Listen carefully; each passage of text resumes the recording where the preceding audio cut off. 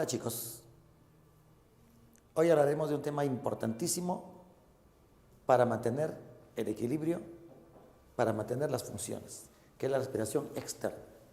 No confundir la respiración externa con la respiración a nivel celular, a nivel tisular. La respiración externa es el intercambio de gases con el medio ambiente. Se captura oxígeno, eliminamos CO2. En nuestro caso, ese proceso pasa en los pulmones, pero no siempre es así. En muchos organismos inferiores, animales inferiores, el proceso es prácticamente de modo directo, entre ellos y el medio ambiente. Principalmente es el medio acuático. Entonces, de eso te voy a contar. Vamos a explicarte este asuntito cómo es.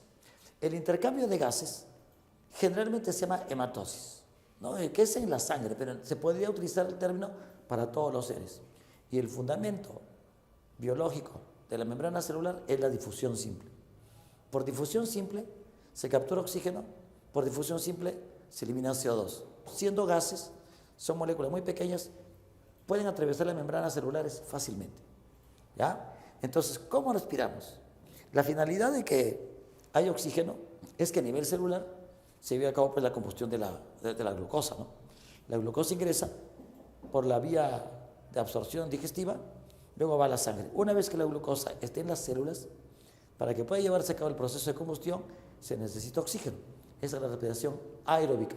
Esta es la finalidad.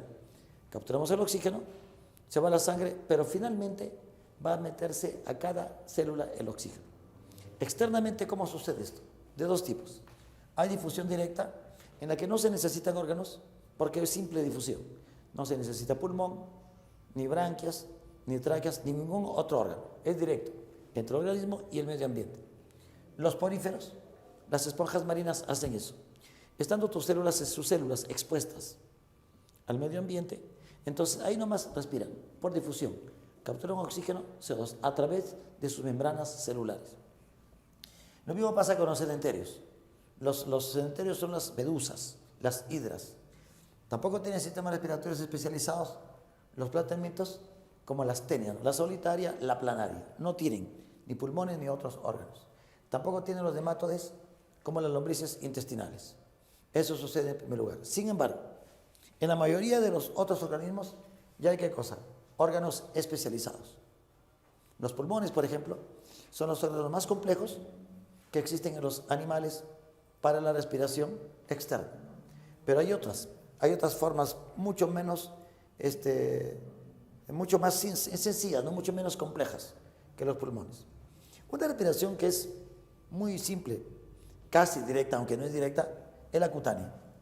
La cutánea es a través de la piel. Pero tú dirás, pero si la piel con el medio sería difusión directa. No, porque la piel se encarga del intercambio, pero el oxígeno primero tiene que ir a la vía de circulación. El oxígeno va a la circulación, los fluidos son llevados hasta las células y recién ahí sucede la respiración interna, la respiración a nivel tisular. En el tejido se elimina el CO2 y este se expulsa finalmente por la piel. La piel es el intercambio, pero no directamente va a las células. Cutánea. ¿Quién tiene respiración cutánea? Es decir, a través de la piel, que siempre tiene que estar húmeda. Los anélidos, como la hormiga de tierra, y los anfibios, sapo, ranas, salamandras, ¿no? Los anfibios cuando son adultos. Aunque las salamandras pueden mantener una capacidad branquial hasta adultos. Sigamos acá entonces. Cutánea, los anfibios. Pues los sapitos tú no lo podrías pintar con un esmalte, por ejemplo. Se moriría por asfixia. ¿Por qué? Porque respira mayormente a través de la piel. Eso pasa con los anfibios. Tienen otras formas, pero la cutánea es la principal. La otra forma es a través de branquias. La respiración branquial en muchísimos organismos. También la forma más distribuida es la respiración branquial, ¿no? Los peces respiran por branquias, que son las agallas, ¿no? Que están en la parte lateral de su cabeza, ¿no? Ahí tienen una especie de tapita y ahí están las branquias. Los anfibios también, en estado de larva, cuando están en plena metamorfosis. Los moluscos respiran por branquias también, los crustáceos y los equinodermos que tienen branquias dérmicas. Branquias dérmicas o branquias dermales. Digamos que en la superficie están unas bolsitas que se llaman pápulas dermales o pápulas dérmicas o branquias dérmicas. Todos ellos tienen branquias. Si nosotros sacamos de manera sencilla una branquia y la ponemos así, así se verían las branquias de manera, digamos, histológica. Son filamentos de tejido epitelial y a ese nivel, ¿qué sucede? El intercambio. Mira que la branquia está irrigada por la sangre. Esto sería un vaso sanguíneo. Estos serían los vasos, ¿qué cosa? Los capilares sanguíneos. Entonces, a ese nivel se lleva a cabo. Branquia, oxígeno se captura, llega a la sangre, luego se va a corazón, a los tejidos directamente, ¿no? Y de los tejidos, ¿qué cosa se ha traído? El CO2 y se expulsa. Estos filamentos son las entidades branquiales. Entonces, las branquias en muchos organismos fundamentalmente acuáticos. En los tiburones, que tienen la boca acá abajo, ¿te acuerdas o no? Una aleta. Acá no hay una sola tapita. En los peces óseos, la tapita que cubre las branquias se llama opérculo. En los peces cartilaginosos hay, ¿qué cosa? Varias hendiduras branquiales, una especie de persiana, ¿no? Donde hay varias filas de branquias y que se encargan de la respiración. Eso sucede con las branquias. Los otros órganos respiratorios son las tráqueas. Las tráqueas son como tubitos ramificados que se hallan en los insectos, por ejemplo, en la zona del abdomen. Mira, estos huequitos se llaman estigmas o espiráculos. Y por ahí, ¿qué cosa va a ingresar? El oxígeno. Y por ahí, ¿qué cosa se va a expulsar? El dióxido de carbono. Entra, el tubito se va ramificando hasta unas estructuras llamadas traqueolas. Ahí, el oxígeno se va a unir a una molécula parecida a nuestra hemoglobina, pero que tiene cobre en vez de hierro. Esa molécula se llama hemocianina y transporta el oxígeno hasta la célula. En el caso de los insectos, por ejemplo, el sistema de respiración no tiene mucha relación con el sistema de circulación. Directamente de la tráquea, el oxígeno pasa a los tejidos, directamente. Las divisiones de las tráqueas se llaman traqueolas. En algunos insectos, por ejemplo, los que vuelan a grandes distancias, tipo langostas o tipo abejas, por ejemplo, por este lado suelen tener una especie de bolsita, una especie de saquito, ¿no? Aéreo, para almacenar el aire. Pues suelen tener, pero no siempre. Eso sucede con las tráqueas. ¿Dónde se localizan? En el abdomen. Pueden haber varias filas en cada lado del abdomen. Así que los insectos respiran a través del abdomen, por el huequito llamado estigma. Es como si fueran sus fosas nasales, ¿no? Por este lado, aquí. Esto sería el estigma y aquí un poquito más grande. Eso pasa con las tráqueas. Pero no solamente los insectos tienen tráqueas. También tienen tráqueas los ácaros. ¿Cuáles son los ácaros? Ejemplo, las garrapatas. Los aradores de la sarna también son ácaros. También respiran, ¿por qué? Por tráqueas. También respiran por tráqueas los quilópodos, los diplópodos. Son los 100 pies, los llamamos 1000 pies. Los que tienen bastantes patitas también respiran, ¿por qué? Por tráqueas.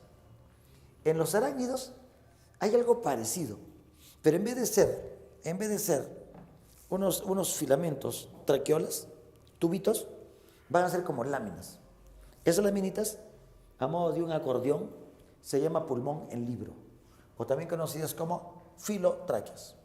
Así que los arácnidos, las arañas, las tarántulas, el escorpión, van a tener filotráqueas o pulmón en libro, una especie de saquito, y también, ¿qué cosa van a tener? Un estigma o espiráculo. No supongamos, ¿no?, que sea el esquemita de una araña, ¿no? El cefalotórax, el abdomen tremendo.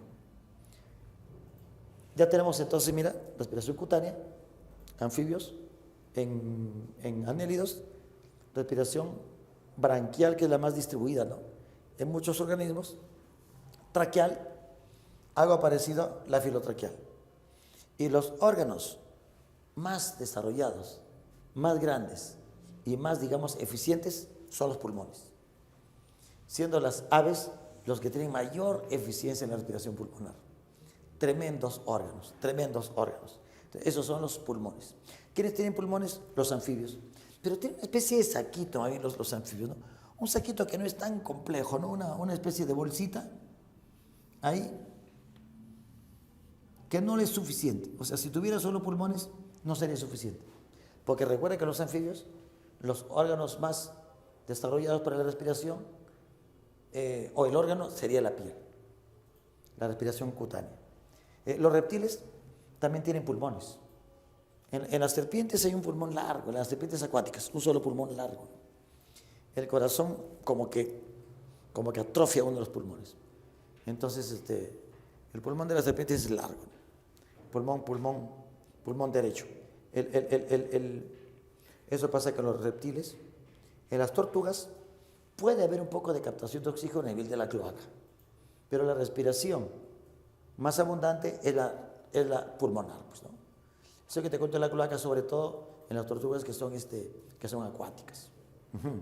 Las aves también tienen respiración pulmonar, como te dije, tal vez de las más eficientes. En las aves hay ciertas situaciones particulares, ¿no? La vía respiratoria, la tráquea, los bronquios. En la tráquea y los bronquios hay una especie de membrana que suena al botar el aire. Ese es su órgano del canto, ese es su órgano de la fonación. Los sonidos de las aves, el trino, los sonidos que a veces son feos, ¿no?, de las aves, también salen ¿de dónde? De la siringe. Digamos que es el órgano análogo a nuestras cuerdas vocales, localizado en lugares diferentes. Nuestras cuerdas vocales están en la laringe. La siringe se halla entre tráquea y los bronquios.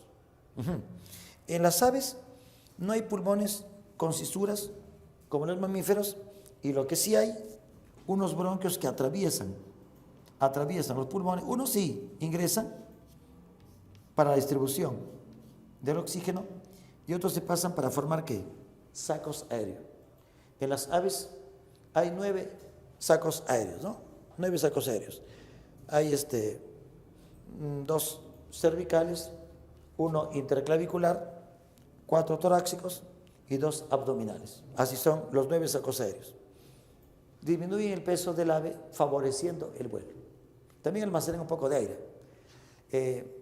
sobre todo en aquellas aves que vuelan a grandes alturas, tipo el cóndor, ¿no? Tremenda altura. Entonces, ellas almacenan gran cantidad de aire. En las aves hay una respiración más o menos constante. Ellas mueven sus músculos pectorales, entonces el aire está circulando siempre.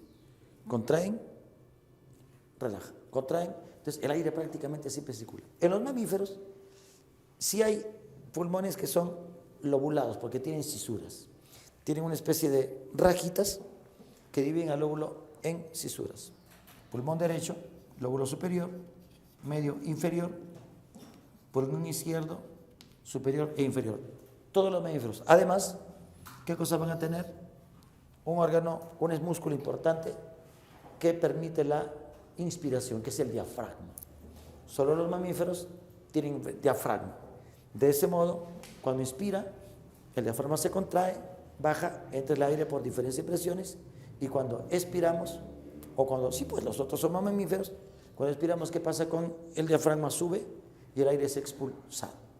Entonces son las 4 formas, digamos, especializadas: cutánea, traqueal, branquial y pulmonar en los animales.